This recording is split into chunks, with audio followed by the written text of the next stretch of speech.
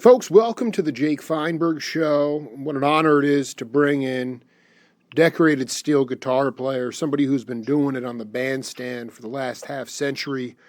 Herb Steiner, welcome to the Jake Feinberg Show. Oh, thank you. Welcome, Jake. Thank you for the welcome. So all I'm saying is I'm trying to fight for younger generations and the understanding of how spiritual music is made. And that's what I'm trying to get at, is if you can talk specifically about a time when you really had to dig deep into the primordial gut, rely on a big bag of tunes, and get through the gig. I've had lots of experiences like that. Are you talking about a situation where I get called with a band I haven't played for? I'm talking about hand me a set list and say, wing it? Or are you talking about the bands I've been in that we had set repertoires and toured and played for years and did the same songs and everyone knew everything? No, not that. I mean, like the idea of being maybe early on, Herb Steiner didn't have wasn't a lot of name recognition, but you got called for a gig based on somebody's recommendation. And it really, for lack of a better word, put hair on your chest. I mean, it really emboldened you. Sure I did. Sure I've done that. Can you talk to the audience about an example? Well, it's been 50 years worth of things, man. I mean, I can't really I'm talking about early on, antiquated PA systems. Not everybody was mic'd, and you didn't know that. I'm talking about early on, too. I'm talking about 50 years ago was thousands of gigs ago, man. Just one example.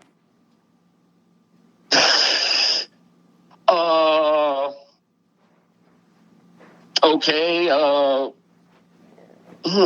Well, I don't know. I mean, like I said, there's lots of gigs. Maybe if you had given me a set of questions that you wanted me to address before, shotgunning a few things in front of me when... I'm just asking for just one example. So in terms of steel guitar... Okay, let's say, January 19... I don't need an exact date. I'm just talking about I'm just talking about an emboldening younger experience where my pontifications that I've been riffing on, that you can relate to. All I can say is that I have been in situations like that. But if you want a specific one, I don't know that I could give you a specific one. No problem. Okay, so unless I'd have to think about it. I mean, it's thousands of gigs ago, man. I get it, man. You want me to answer in a certain way, and I don't answer for you. No, it's okay. In terms of the steel guitar, can you talk about some of the sounds that you were influenced by, were there organ players? Can you talk a little bit about some of the jazzers from back when, in the 50s and 60s, that you were, that you tried to at least get a tone or a sound similar to them? I mean, pedal steel wise, Rusty Young talked about really being infatuated with guys like Jimmy Smith. Can you talk about kind of the tones you try? I mean, you're playing a jazz gig this Sunday, so obviously you were one of the cats. And I just kind of wanted you to talk a little bit about some of your early influences, maybe outside of. There was obviously no steel guitar, but clearly when you were coming up, the saxophone was still the vaunted soloist instrument. I'm just curious about. Right. I try to play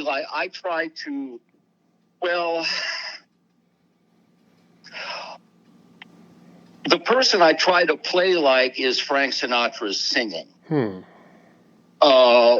you explain that? When I'm on the steel guitar and I'm playing a song, I'm generally trying to sing the song.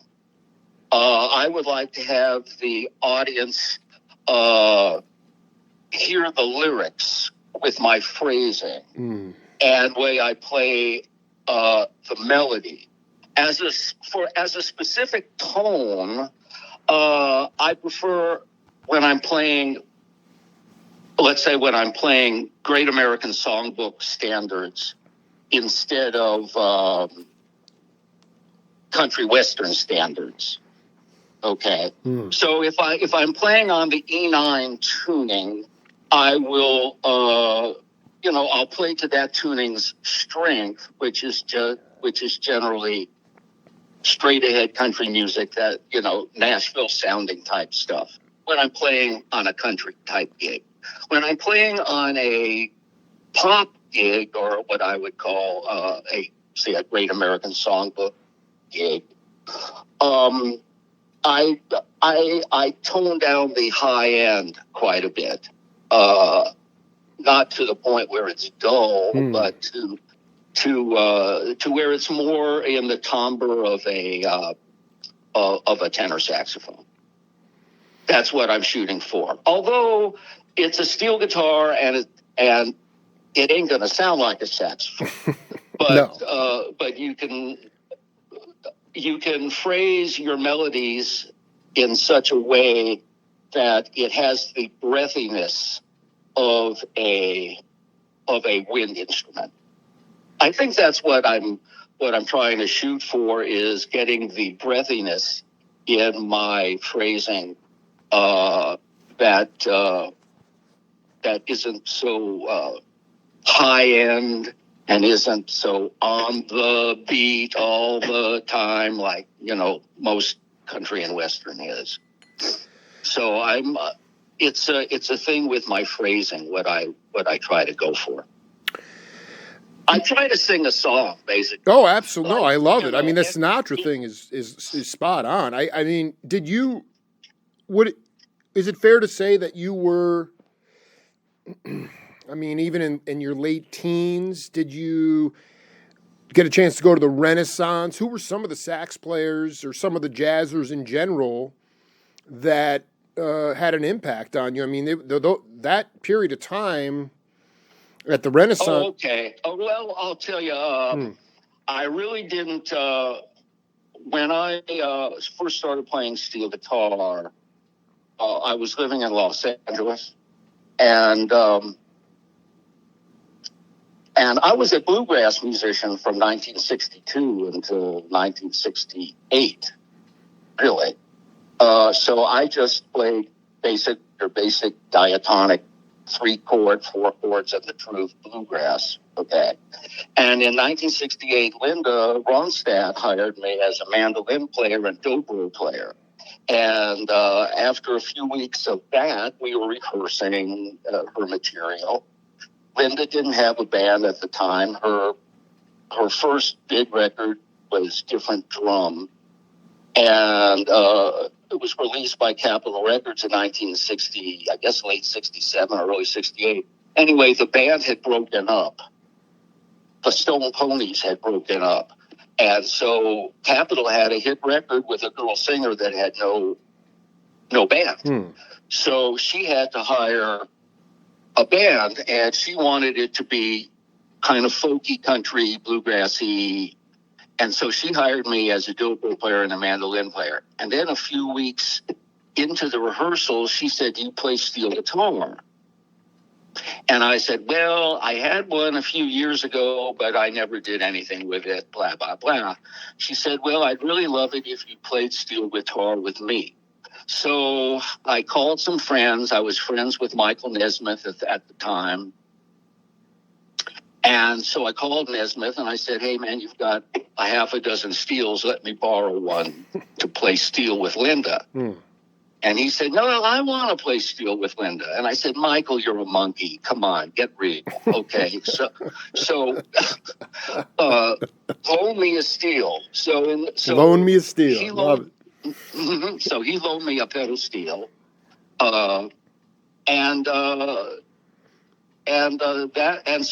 That's how I started learning the pedal steel on stage with Linda. And the band broke up, about 8 or 10 months after that. And then Linda went off a few months later to throw another band together, which ultimately became the Eagles. But that was, a year later. But anyway, so after the thing with Linda went away, I went into the honky tonks in Los Angeles and just started learning the way steel players learned back in those days, which was 5 nights a week, 5 hours a night. Where were you playing? Were you playing like the Golden Bear? The Golden Bear? The Golden Bear? No, that was a folk music club. So what was the honky tonk scene? Tell me some of the clubs. That's a little bit outside my bag. Well, the Palomino Club was the big dog, but then there was the Nashville West in El Monte. There was a Holiday 2 in El Monte. Totally, the Nashville West. That's where Clarence played, right? That's what Clarence played, yeah. Yeah, because I interviewed Gene Parsons earlier this year, and that Gene played there too. Can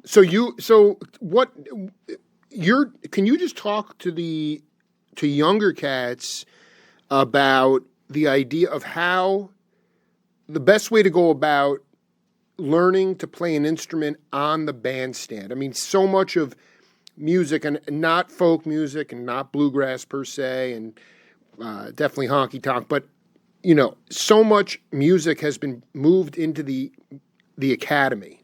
And when I think about stuff like blues and jazz, that's street music, and you can't codify that music. And to me, there are elements of that music in honky tonk music, and yet there you are on the bandstand, 5 sets a night, learning. How would you go? What would be your advice to cats who are looking to open their ears, develop a big bag of tunes, but not learn within the 4 walls of the academy? Well, the way I did it is not exactly available to younger players anymore the way I did it. Totally. Because the venues that I learned how to play, where I played for 2 weeks, 5 nights a week for 5 hours, and then I went to another gig 3 weeks later, and I played for 3 nights a week for 5 hours a night, and then 2 weeks after that, I played for another gig for a month and a half, 6 nights a week. And so it was different bands, different band leaders who wanted you to learn different songs, wanted you to play different songs, and you're playing for different audience members. Those gigs don't exist anymore, the 5-hour night or the 5 hours a night gigs, and the audience was all drunks, and they just wanted to dance and everything like that. That's where you learn, where you're free to try things on stage, and nobody gives a damn. And when you try those things on stage and nobody gives a damn enough times, you eventually learn how to do it. And I did, yeah. So I spent 3 years off and on, or predominantly, in the honky tonks of LA, and then I'd go to Las Vegas sometimes and play with a band that played a lot in Vegas. And for that, I had to learn some set material, but for other gigs, I just got on stage and winged it, because they all expected us to listen to the radio and learn the tunes, and so there was kind of very different learning environments. Some were very free to experiment, and some you had to learn how to do what the boss who's paying you wants you to do. So there's all kinds of learning situations as a musician. But you're talking about me, the honky tonks in LA don't exist anymore. Absolutely, yeah. But they gave me a good background, and when I moved to Texas in 1972, I had played in a band in Los Angeles with Michael Martin Murphey. And, in early 1971, he, after the big earthquake in LA, he moved back to Texas. And then a year and a half later, he came through LA again and said, well, now I have a record deal. So he dragged my ass to to Austin, Texas. Wow. And so Murphey was country, but the musicians that he played with him were basically rock and rollers.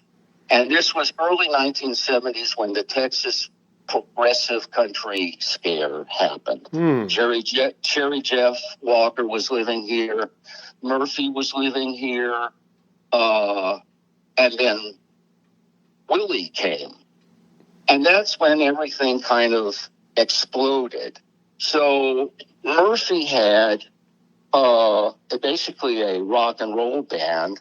And then I came from the genuine country nightclub situation in Los Angeles. And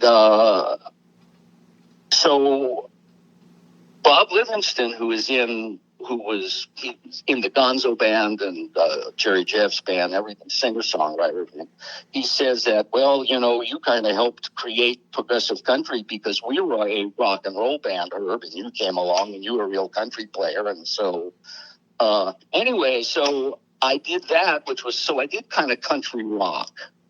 And I did country rock in Los Angeles, too, because I wasn't really a hillbilly. I mean, I was friends with J.D. Souther and Linda and, Glenn and Don. And so, I mean, I was part of the hip Hollywood country scene, And then I moved to Texas. And so there was a culture shock moving from a town of 8 million people, 6 million people, to a town of 250,000 people, which is what Austin was in 1972. Now it's 1 million, but back in the day it was 250,000 people. It was a village. And but I was with Michael Murphey and Jerry Jeff Walker, and so I became kind of like, a little bit bigger fish in the bathtub. And so I moved from being a honky-tonk steel player in L.A. that nobody knew anything about to kind of being, a local rock star, I'd love to go back for just a hot minute to the mid-'60s. I mean, were you mid-'60s? I was a bluegrass musician. Totally, no. But I'm curious about how the Ash Grove, David Lindley. I mean, Lindley had a band called Kaleidoscope. You weren't plugged in at that point, but can you talk about?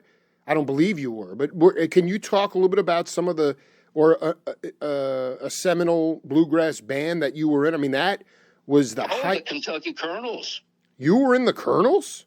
No, I was not in that. I'm talking about a band. I was in a band of high school and college musicians, but because I lived around the corner from the Ash Grove, I saw everybody and everything. I knew it, and I mean, I saw Bill Monroe, I saw the Stanley Brothers, I saw Flat and Scruggs, I saw Doc Watson in his first gig there, I saw Ramblin' Jack Elliott in his first gig there. Lightnin' Hopkins, Muddy Waters, Howlin' Wolf, they all played at the Ash Grove when I was in high school. So that was where I got my education. And I liked bluegrass. I loved bluegrass, so I had the opportunity to take lessons with Roland, and I took a guitar lesson or two with Clarence. And another band that was playing with more success than my high school band, which had no success at all. You were in high school, man. Yeah, it's all right. But were Larry Rice and Tony Rice. Oh, man. They were about, I think Larry was my age, maybe a year younger or something. Tony was a few years younger than me. Sad that both of them are gone now, but they had a band called the Haphazards. But the bands that I watched were the Golden State Boys that Chris Hillman was in for a time, and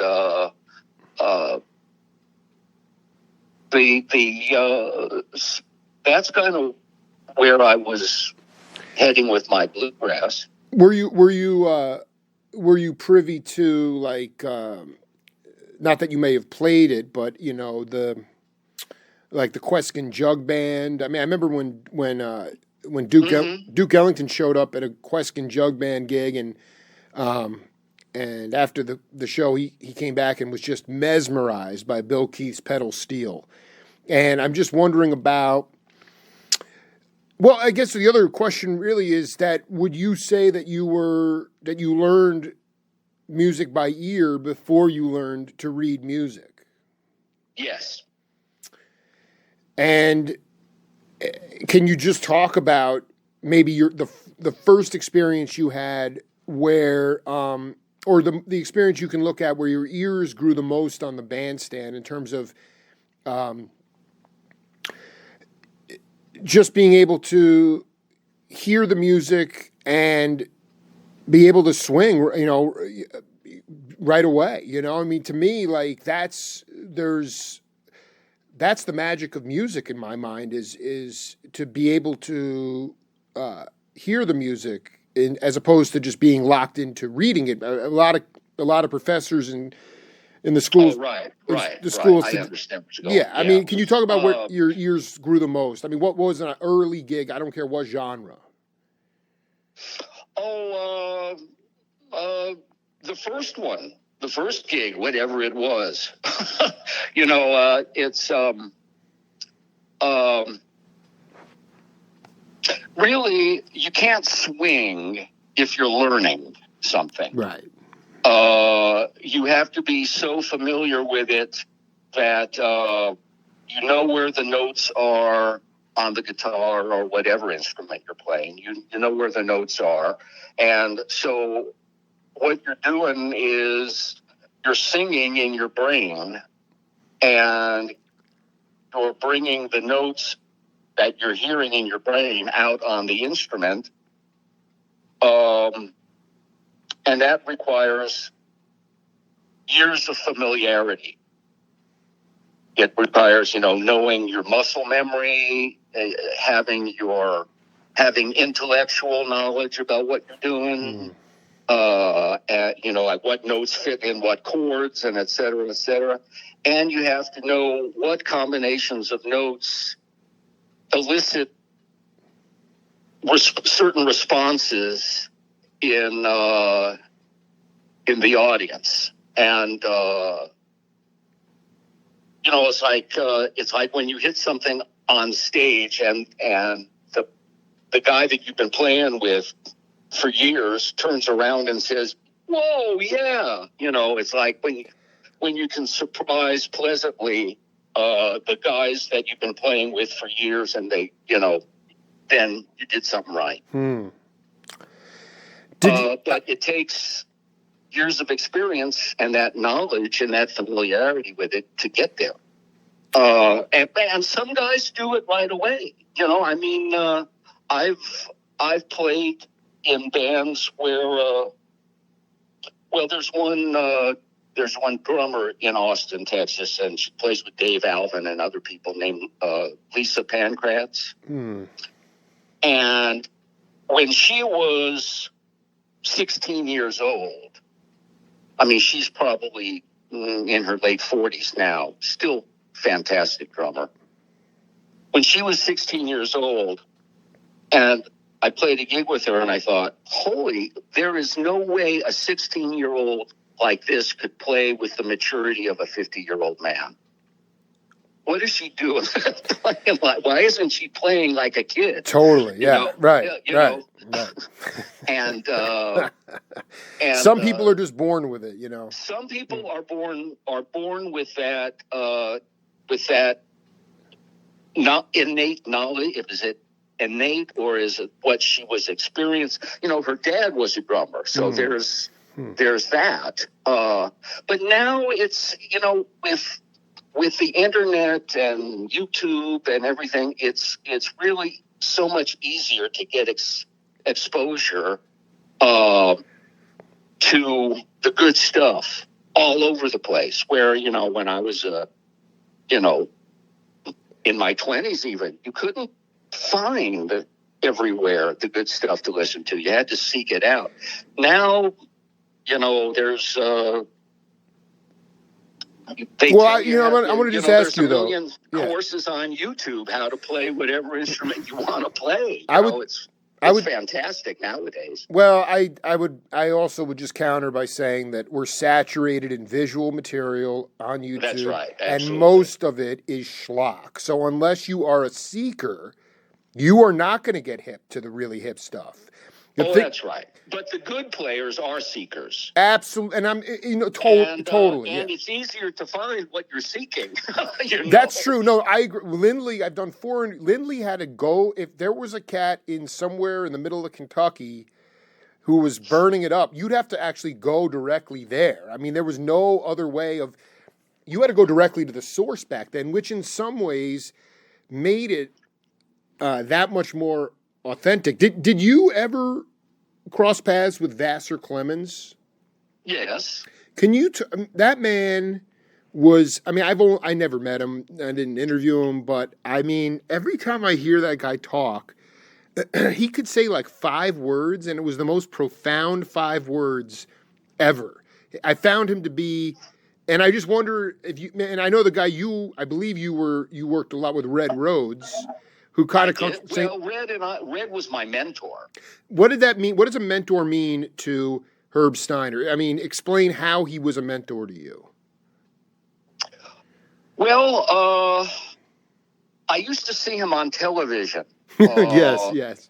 When I was in high school, and he was on TV, local country music TV shows in L.A. There were a lot on television, and. When I got a steel guitar, I sent him a letter, care of the Palomino Club. He was leading the house band. And I asked him for lessons, and he said, "No, sorry, I don't have the time to give lessons, and my tuning, you don't want to learn my tuning," and blah, blah, blah. But when I started playing with Michael Murphey, which is around 66, 67, he and I played bluegrass together when we were in college. And so when he was writing songs for Screen Gems, that's how he got some Monkees cuts. And so I was playing dobro on his publishing demos. So through him, wow.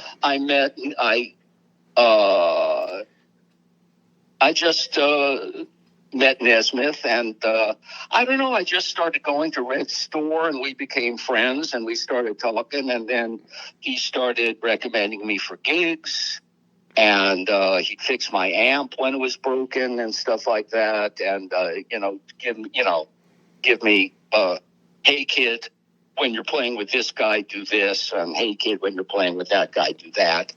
And we just became very good friends, and he recommended me for gigs, and so I consider him a very important mentor. Absolutely. Well, no, I want to be clear. Who was doing the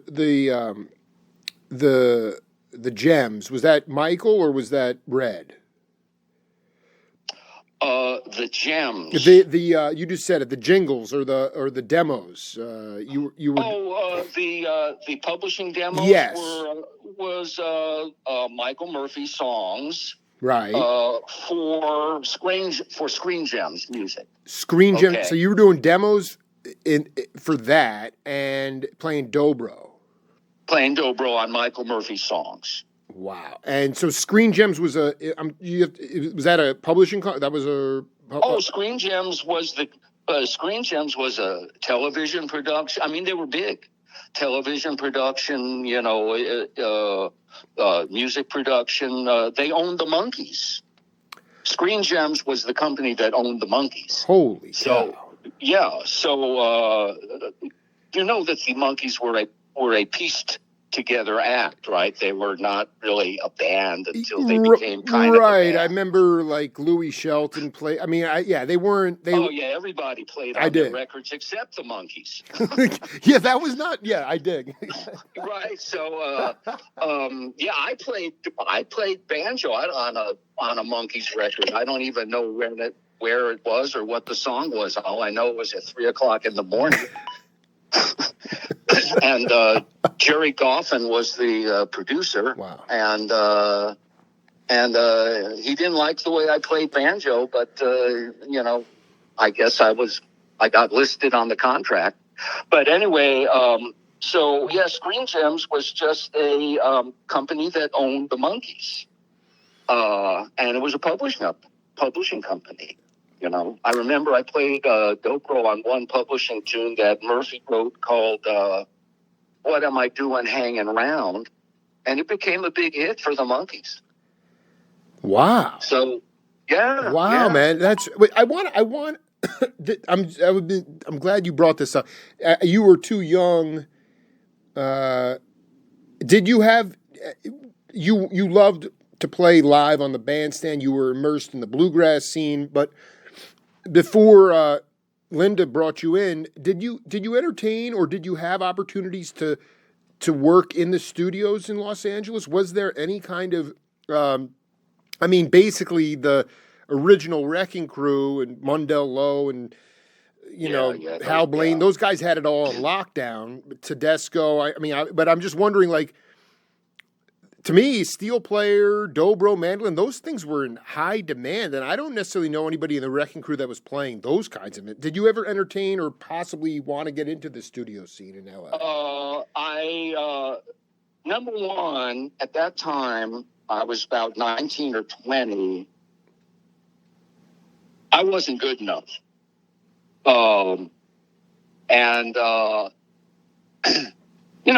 At that time, I was still a college student. I hadn't really thought about becoming a professional until Linda hired. Mm-hmm.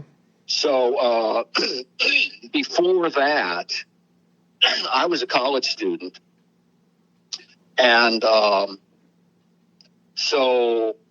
no. And when I started playing with Linda, and I turned 21, and when I turned 21, I was able at that time to actually enter a honky tonk. Right, you were of age. That's interesting. Yeah, I couldn't even get in the place. Okay, and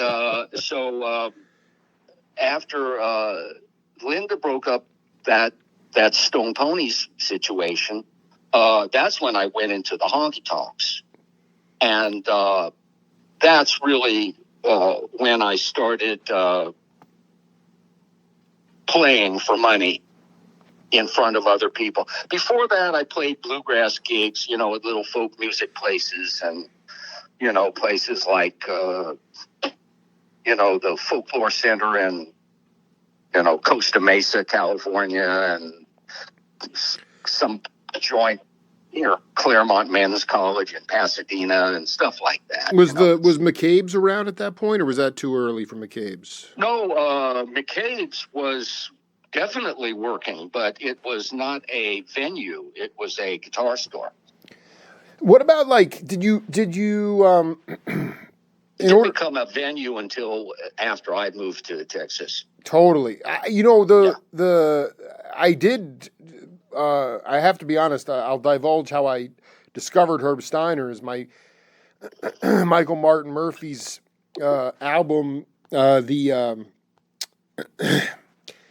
gonna have Cosmic Cowboy. I'm telling you, man, I opened the gatefold and I'm looking at the cats and I'm like, you described it really well. It was, can you talk about the blend that was going on in that band? It was, you brought a lot of rock and roll feel, maybe not you specifically, but the band itself was a non-traditional country band. And it sonically, I've just never heard anything like that. I was hoping you could talk a little bit about, like, the sonic nature of the music, how it differed from traditional country music.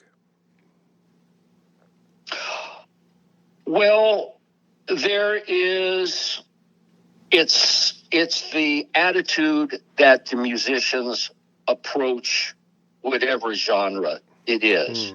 But if you're talking about, okay, there's a country approach and there's a rock approach. The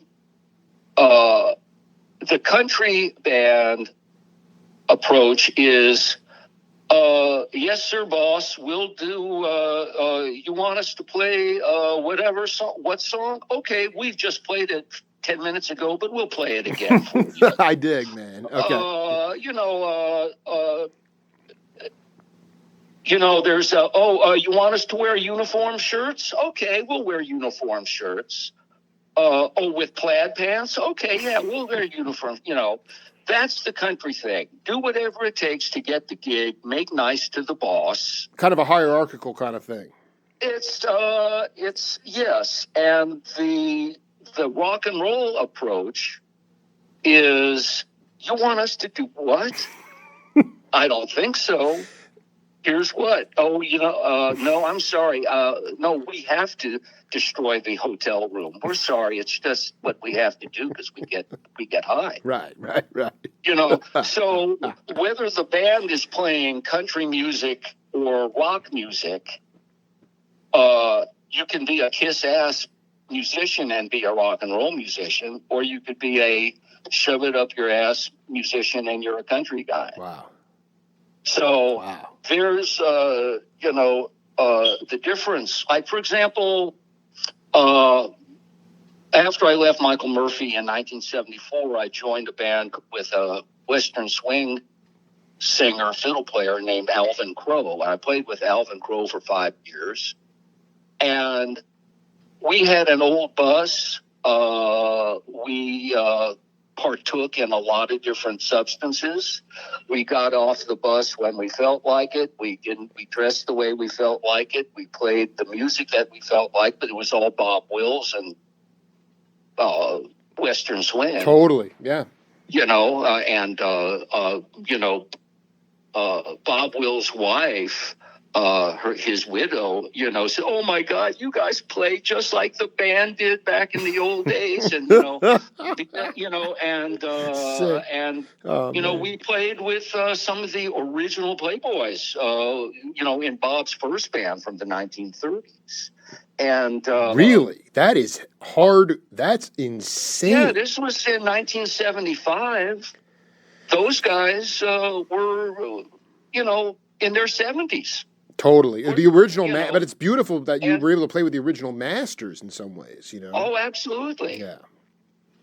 Yeah, because I'm going to be 75 in 2 weeks. I was fortunate enough that I got to become friends with the first generation of steel guitar players that I consider my idols. So I became friends with Leon McAuliffe, and I became friends with Joaquin Murphy, who played with Spade Cooley's band, and I became friends with Speedy West, because these guys were still part of the steel guitar scene up until they died, really. But, I remember, this is an interesting perspective. I remember in 1975, Austin City Limits started. It was the first season in 75.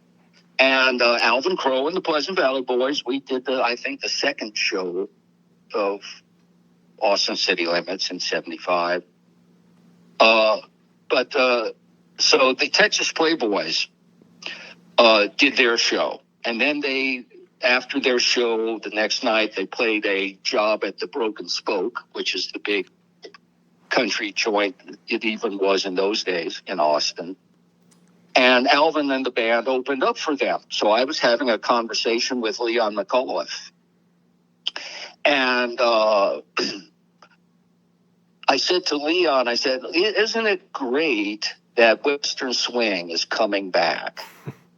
Because when I was a kid growing up in L.A., I used to see Spade Cooley on TV and everything. I was aware of Western swing. So I said, isn't it great that Western swing is coming back? And he said, yeah, it's great. It's too bad I'm too old to enjoy it. Yeah, totally. Now, at that time, Leon was 61 years old. Consider. I mean, that was 61 years old for me is 15 years ago. Totally. You know, I mean, I just remember Blood, Sweat, and Tears writing a song, Are You Satisfied? And they're talking about digging your grave at 64. That was life expectancy then, you know? Right. You know, in 70, that's exactly, that's amazing. That is amazing. Well, hell, you know. I mean, Mad Keith Richards, you know, how old is Keith? I mean, these guys, I mean, it really is. The longevity is remarkable. I mean, the debauchery that was going on in Crow's band, were you playing to crowds that, like you said before, were just liberated and flying high and didn't really care, or was there a modicum of seriousness? Did you guys really want to burn every night musically? Well, we did burn every night, and we were rock stars. Oh man! Because in Texas in the 1970s, well, Jerry Jeff Walker was killing, Michael Murphey was killing, we were killing. College students loved us. College students is like the fountain of the popularity of whatever, you know. Mm. And so we were rock stars. It was great. The 70s was my favorite fun era. Well, sure. It's just, I wanted to ask you about this because maybe you can just explain it to the audience and myself, but like you had, you talked about these original steel players from the 30s, and in jazz, it's interesting. I'll always incorporate Western swing now because I've always talked about the lineage of in bluegrass. You go back and arguably Bill Monroe, and you go back and R&B and souls of Ray Charles, rock, Fats Domino and Little Richard, and then, jazz is Bird and all the, and then by that 70s period, at least in jazz, you had this term that I really hate, but, was Return to Forever, Weather Report, was called fusion. Would you say that there was a fusion movement in the music that you were playing, especially, as you said, Willie, Michael Martin Murphey, and Jerry Jeff? I mean, were they fusing different genres? Would you say there was a fusion movement in country rock? Yes, fusion with the lowercase f. Okay. So what is that? So explain that. Well, because fusion with an uppercase f, right, to me implies Miles Davis, Bitches Brew. Absolutely. It's where there's expression. If you play country music, you play 3 chords to 1,000 people, and if you're a jazz musician, you play 1,000 chords to 3 people. And so, you die a starving genius as a jazzer, Right, yeah.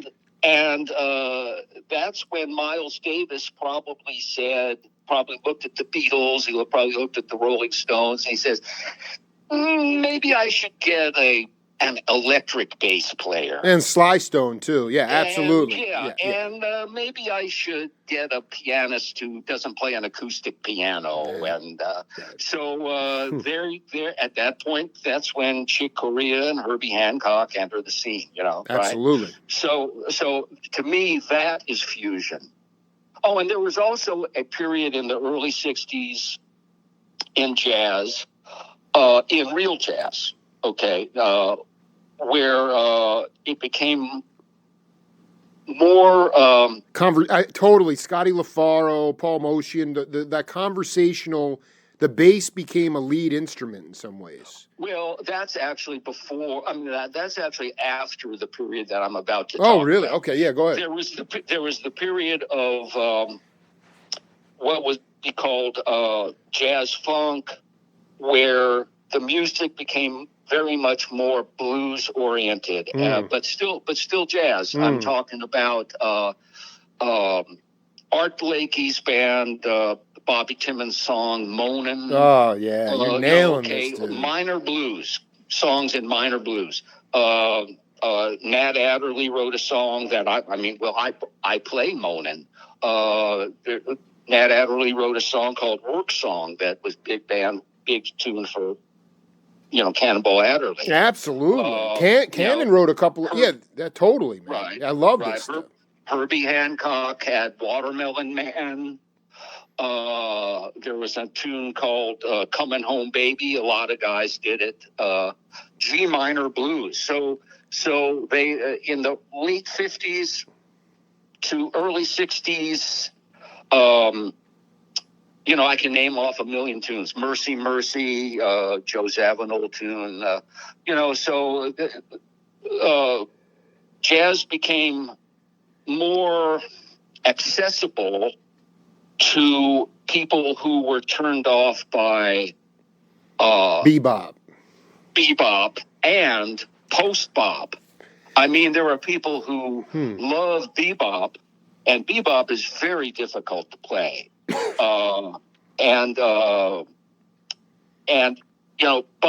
By design, they wanted to weed out the guys that were, playing for Benny Goodman. Right. But no, but I want to go back to the lowercase. The lowercase. Say, now, when you're talking early '60s, and you're talking Ornette Coleman, and there's one tenor player who's was Albert Ayler.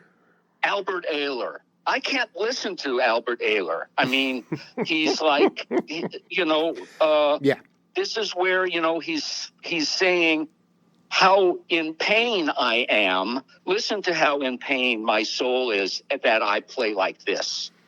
Right. And and that's well, no, you're right, because a lot of the jazzers that were, again, that's a hard word, but I mean guys that were making those mid 60s Blue Note records, they really looked down on guys like Ayler and Archie Shepp, because in their minds, those guys, meaning Ayler and Shepp, like, they couldn't back up a singer, they couldn't hold a regular gig, they couldn't play changes.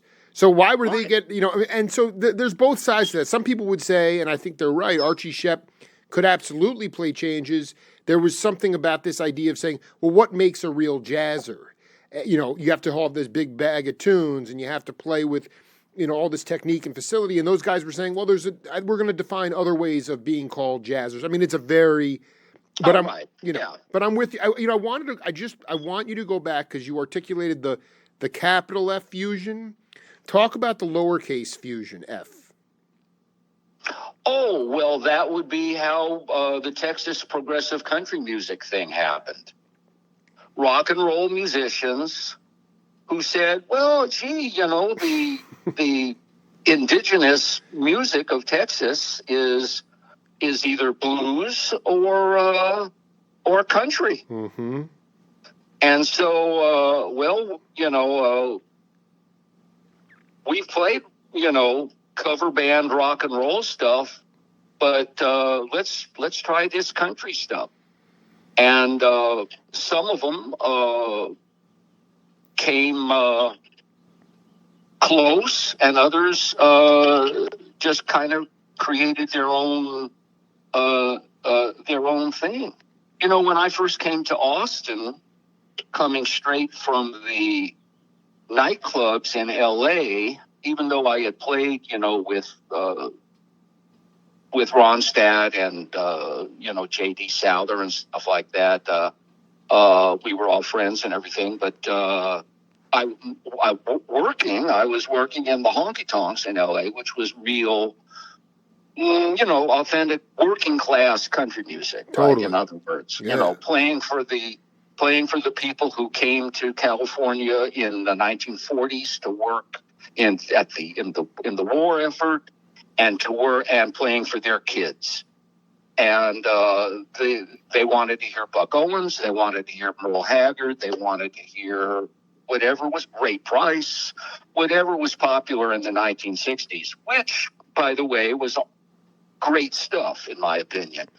So that's what I had come from playing. Play it straight, do it correctly, everything. You play your electric guitar like an electric guitar, and not like you're playing a acoustic Martin guitar that suddenly has a pickup on it, and but you're strumming that Telecaster like you're a bluegrass player. No, it doesn't work like that. And so I came to Austin, and I thought, okay, so what's the top country band in town? Oh, those guys? That's the top country band in town? So I didn't have... I had kind of a culture shock. I was coming from playing for people that were actually long-time country music listeners, as opposed to rock and rollers who just say, hey, that country shit's cool. So you were, it took you a minute to sort of, I don't think it really took you a while to loosen up, but maybe just sort of, just kind of, did you respect cats that didn't have the pedigree per se, or did that take a minute for you to sort of like say, it took me a minute to recognize who the good players were. I dig. There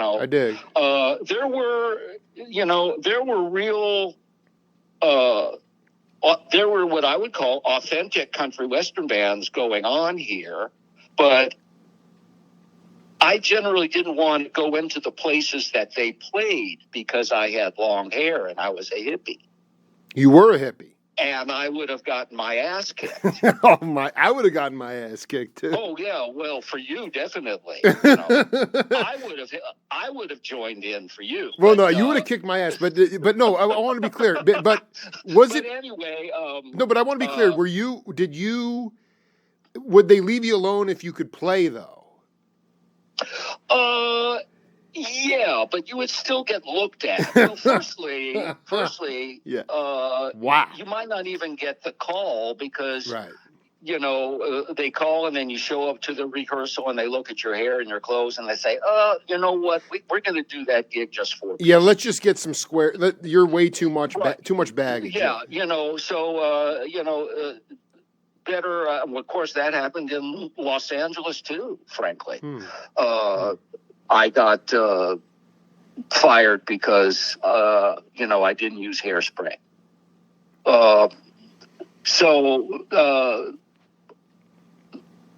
That was early. By 1970, you could look any way you wanted to and get a gig at a country joint in Los Angeles if you could play.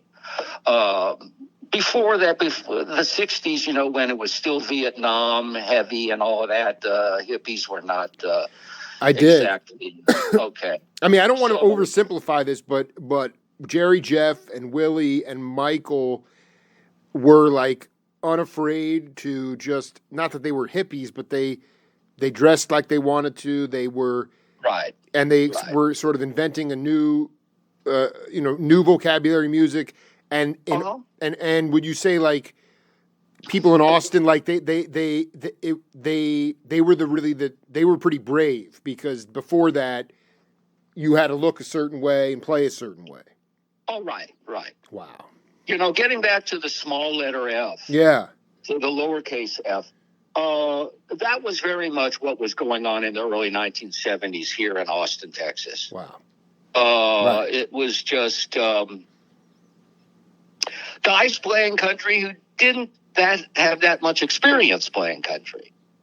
But they found certain guys like myself and a few other guys whose names escape me now because it's been 50 years ago, but, who played authentically enough that you gave the band the semblance of authenticity. Totally, there was an essence. Asleep at the Wheel, for example. Totally. Asleep at the Wheel. Of course, their whole band was based on do it with authenticity. Commander Cody. Commander Cody was 5 rock and roll guys until they hired Bobby Black, That's who right. was their second steel player, and he said, he said, "Well, guys, this is the way we did it back in the day," and they actually listened. But Bobby told me. Bobby and I have been friends I met him in '73, so Bobby and I, Bobby said, when I first got into the Commander Cody thing, I thought, what am I getting myself into? I don't think Bobby would, as a matter of fact, you could call him up and he would probably tell you the same thing. Mm-hmm. He would say, I was used to playing in Western swing bands with double guitar solos, and the fiddles played here and the steel played here and the sing, very, a lot of discipline. And what these guys, holy crap, what am I playing? But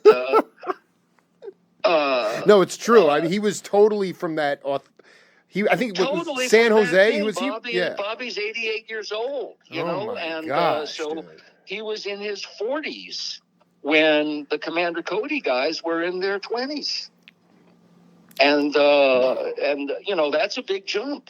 So it's but I would say Cody is not as successful as Asleep at the Wheel, but they did pretty Cody darn good for Cody themselves. was a very influential band to a lot of people in your generation, my generation. Totally. Well, I mean, that was. Who was the? Was that? That's a lowercase fusion kind of a thing. Well, you nailed it. I'm also curious. Do you remember? I mean, clearly in bluegrass, in those kinds of settings, you kind of have to have develop your own inner time feel. Do you remember the first drummer that you played with, and how hard it was to? Because, a trap drummer was not in bluegrass music, and I'm not even sure if the Ponies had one, but I'm just wondering the first time you played with a trap drummer and if that was an adjustment for you because you had been really just relying on balancing yourself and getting your own time feel together. Well, the first drummer that I worked with was in the Stone Pony situation. And when people ask me if I was in the Stone Ponies, I would say I was in and the Stone Ponies. Because there was the original Stone Ponies, which was Linda with Bobby Kimmel and Ken Edwards. And Ken Edwards and I were friends from the bluegrass scene in Los Angeles. So when, like I was talking about earlier, when Capitol had a hit record and a girl singer with no band, so Linda had to put a band together. Her manager, Herb Cohen, put the band together. But anyway, so the record was different. The record was the Stone Ponies. Mm-hmm. So there had to be a Stone Ponies band. So the band became Linda Ronstadt and the Stone Ponies. And the Stone Ponies whoever Linda's sidemen were. So I was in and the Stone Ponies. And that was the first time that I actually played with a drummer and in an electric band. Can you talk about that adjustment for you? Was it seamless? To me, like plugging in and having somebody who, quote unquote, is supposed to hold it down. That was light years away from what you were doing in sort of the bluegrass setting. Well, in bluegrass, I was the mandolin player predominantly in the things that I was doing. So I had to keep the backbeat up. Exactly. But, there was the banjo too, and the banjo was kind of backbeaty also. Bill Monroe didn't always play exactly on the backbeat. He played a lot of games with the rhythm. on the mandolin. But it was 54 years ago, so I really can't recall being thrown by anything. I was just learning, and hey, this is fun.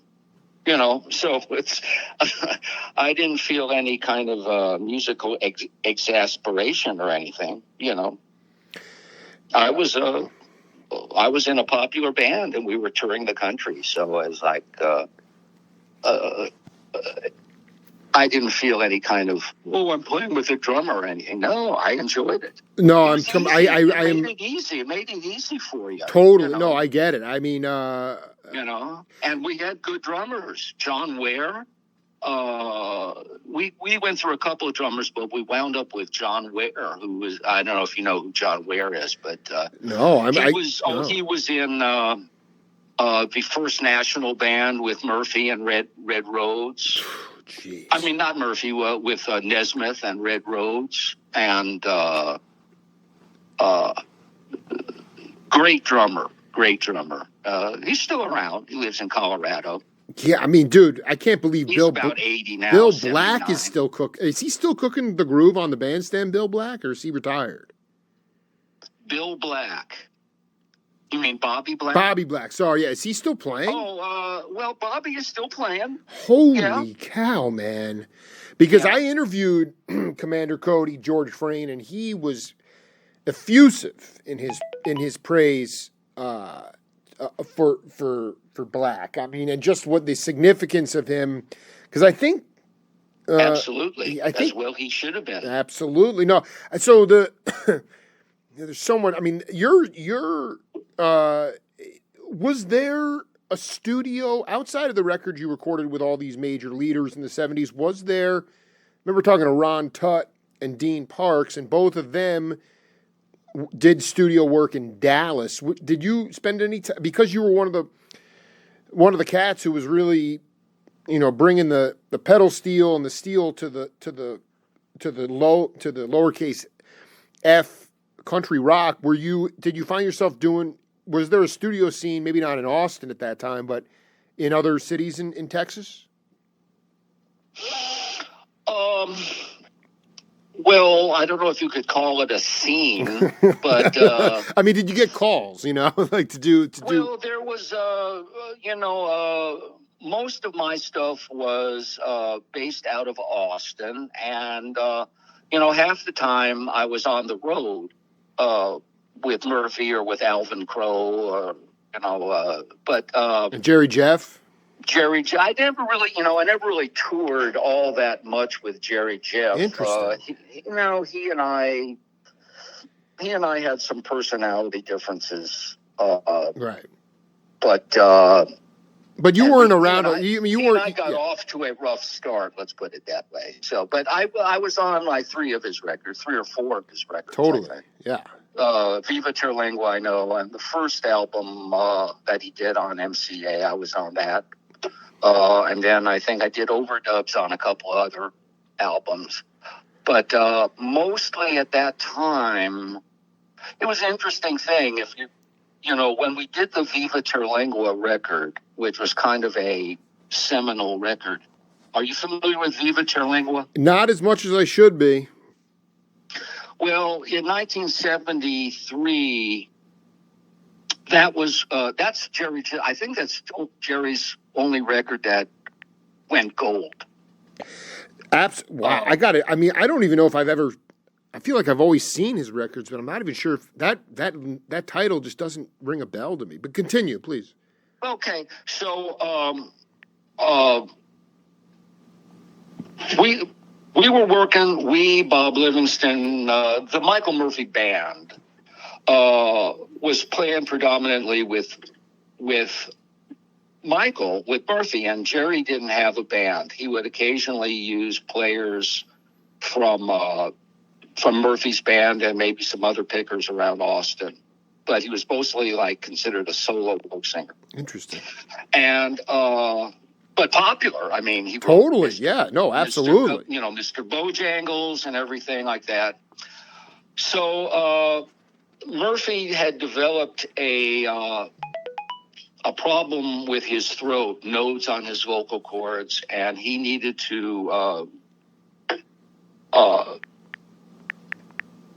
take care of those vocal cords. He needed to quit working. And so he basically broke the band up in January of 73. And he went to England with his wife, and he took Gary Nunn along with him to keep him company, I guess. And then he dropped Gary P. off in London by himself, and Gary wrote this song, London Homesick Blues, which became a big hit for him. Was the theme song of Austin City Limits for about 20 years, Wow. etc. Wow. And then so we were. It was early 1973, and we all went our separate ways musically. I joined B.W. Stevenson's band, and I recorded on the My Maria album, if you remember. B.W. Stevenson. Oh my God, that did the first My Maria, right? Absolutely.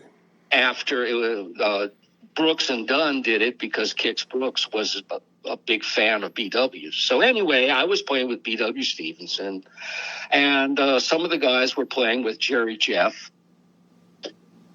And so Jerry says, come on, we're going to go to Lukenbach, Texas. And there was nothing out there except a dance hall, and it was nothing. And he hired a mobile recording crew from New York, and they came down, and we recorded this album in Lukenbach, Viva Terlingua. So it's a live album. It's a live album.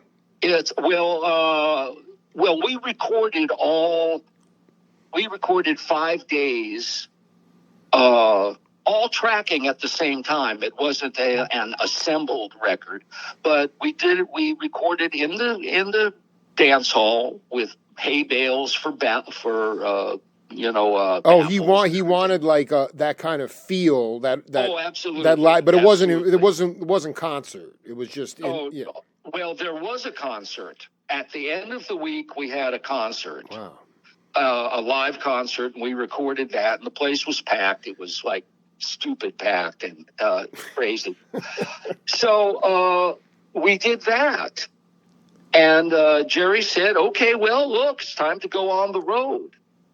Then Murphey shows up at Lukenbach and says, wait a minute, what's going on here? And we said, well, we're fixing to go on the road with Jerry Jeff. We said, wait a minute, you're my band.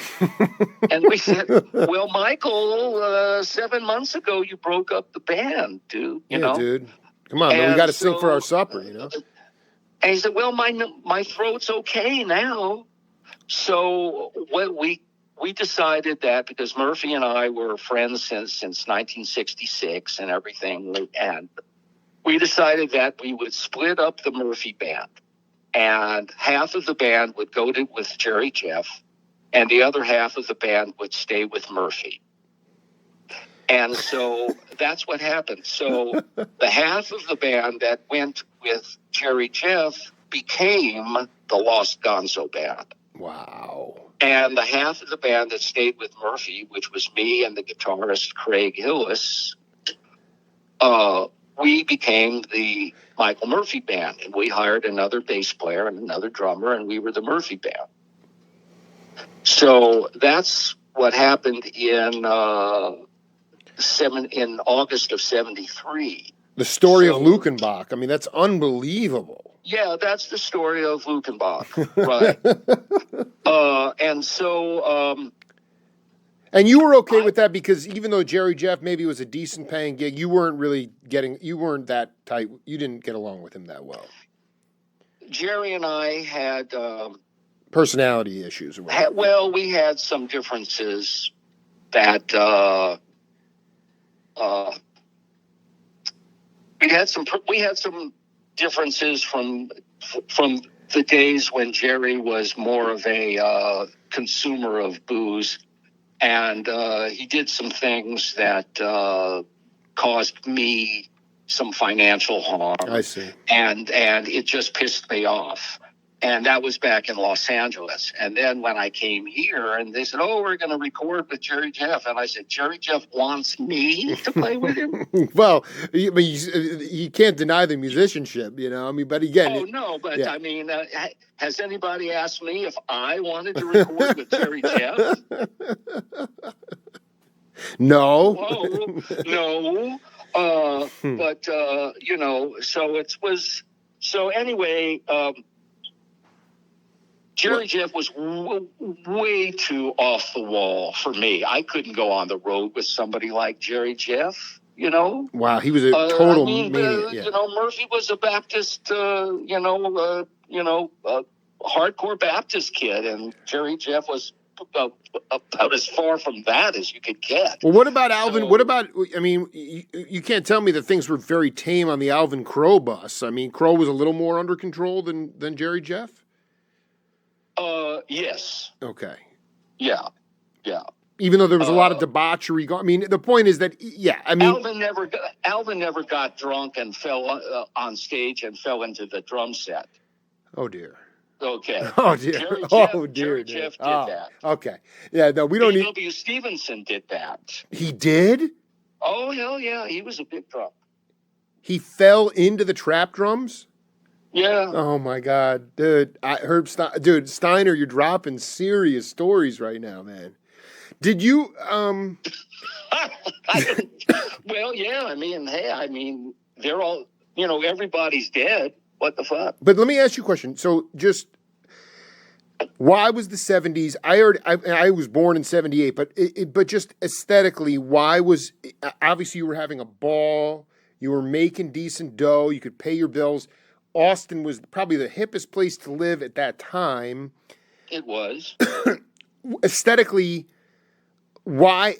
How? I don't want to. This is too broad a question, but you know, I was just in Dallas and Houston seeing one of my favorite bands, and people kept saying, "You got to go to." I've never been to Austin, and I just wonder. You tell me, outside of your own groups, is there still, with this word we've thrown around a lot, is there still authenticity there? And what I mean by that is it's not just people are writing original music, people are actually being paid to play that music. To me it seems everyone says, "Oh, it's blown up." I can't believe you were there in the early 70s. I just cannot even imagine how fertile and insane that place must have been. Is there still reason for Jake Feinberg to come to Austin? Yeah. I'm coming to see you play Monin, you know. I could see you do a 45-minute Monin, you know. Well, let's just say that the town now is nothing like the town in 1972, and Herb Steiner is nothing like the player that I was in 1972. Okay. I mean, can we go a little bit deeper? Okay. Yeah. So, in 1972, I rented a house for $65 a month. Yeah, there we go. Okay. Yeah. My utilities was water and gas was $6 a month. Electricity was $8 a month. Gas was 19 cents, 21 cents. That was 1972. A beer, a chicken fried steak at the Stallion was $1. Oh my! Come on, dude! $1 if you wanted 2 patties. Oh, come on now, dude! You could make. I'm not kidding. I'm saying you could. The point is, you could get ahead and make art. You know, I mean, you could do that. That was so cheap compared to today. Oh, absolutely. Yeah. I rented a house for $65 a month, and when it went up 2.5 years later, it went up to $90 a month. I said, "Oh my God, I got to buy a house, or else inflation's going to kill me." So I bought a house for $12,500, and my mortgage was $77 a month. Oh, that's great! My God. And now that house, I rented it out for years and years, made a shitload of money renting it out, and then I sold it to my tenant. And I think it's probably that 850 square foot house is probably worth $500,000 That is now. where do you and you bought a new house, or where do you live now? Oh, well, I haven't lived in the city of Austin since 1995. Interesting. But I live in Briarcliff, which is kind of famous for Willie Nelson's studio is here, and Willie's got a house here, and he's got a ranch around the corner. And how far is it from? I'm just curious about where it's at. How far is it from Austin? Yeah. From downtown, from the capital downtown. Of course, Austin is a big city now. Right. Million people now, but wow. Downtown from the capital to my house is probably 30 miles. So that is so. Just the idea that you didn't have. You didn't know any better per se, but can you just talk about how exhilarating it was to be able to not be so, under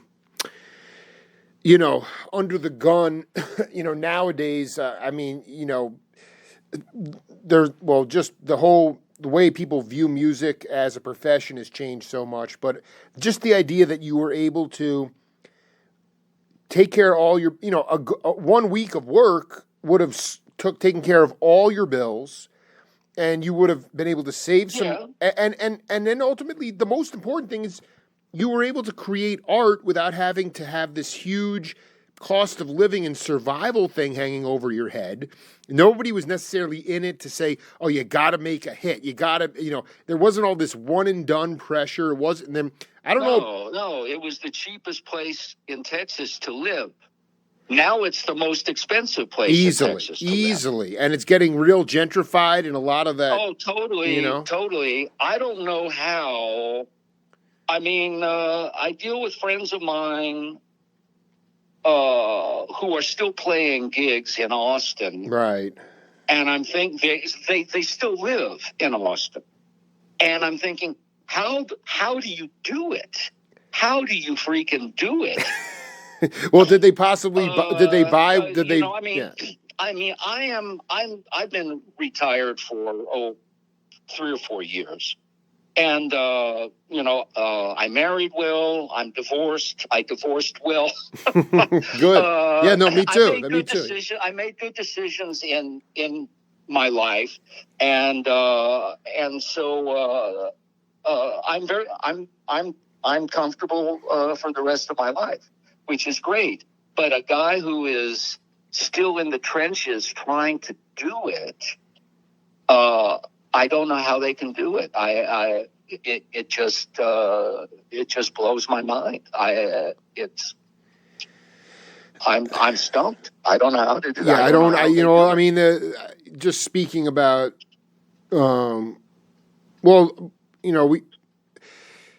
Herb, we've been cooking here for 90 minutes, man. Can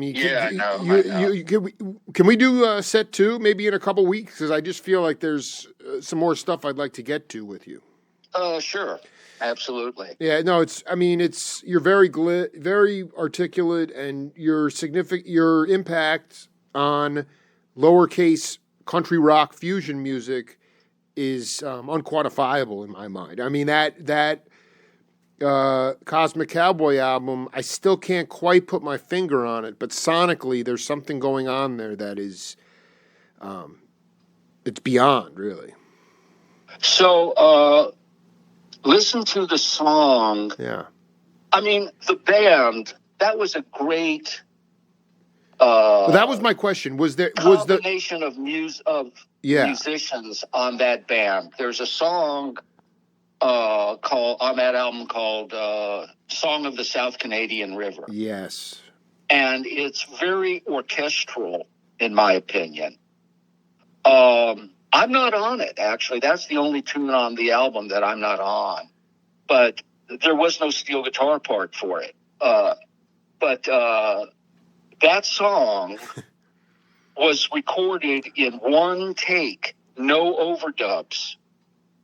Well, you just which- brought up a whole other thing about first takes. I mean, I know you weren't on that track, but I mean, That was a first take, but I was sitting in the control room next to Bob Johnson. He was the producer. right.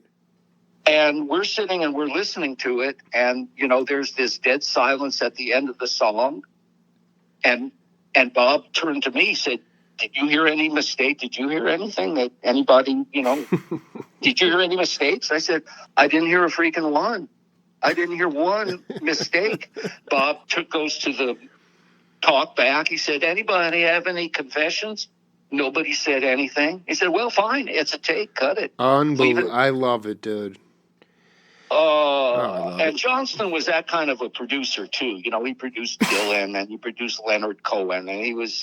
Yeah, he was that's where I know him from. Yeah, no, he was like, "Look, let's just get in that first take. You know, unless there's something unforgivable, let's just move on." You know, Exactly. just kick it. Exactly. Who is Very who much is of a feel guy. who is Boomer Castleman? Boomer Castleman was Michael Murphy's songwriting partner in the early '60s. They were both Texans. They came out to L.A. to go to school, and they were songwriting partners and singers. They had a band, a group. They called themselves the Texas Twosome. Oh, And, dude, you got to be kidding and me, they were- dude. And then you know, they had a kind of a country music for Los Angeles hippies who went to the Troubadour. And so they sang that. I would have John been there. London- That's where I would have been. You know. Yeah, Yeah. you would have been there. Yeah. John London was their bass player, and John McEwen was their banjo player. Wow. This is before the Nitty-gritty. dirt band. Yeah. Before the dirt band. Wow. And so I saw them, and I said, "Oh my God, I love these guys." And so one of my picking buddies said, "Oh, I go to school with that Murphy guy." So through him, I met Murphy, and let me see. Well, that was How you can know, I put wasn't this? sure if Boom. So Yeah. Boomer and Murphy were partners, and they became the Lewis and Clark expedition, which was kind of another Screen Gems project. Lewis and Clark expert. This is so all right, yo, listen, let's put a cap on it and we'll do part talk 2 soon. later. All right, man. Good to hear you, Herb. Okay. So let me ask you something. That first part of the you want to turn this thing off for right now? Sure. Thank you so much for being part of the show, man.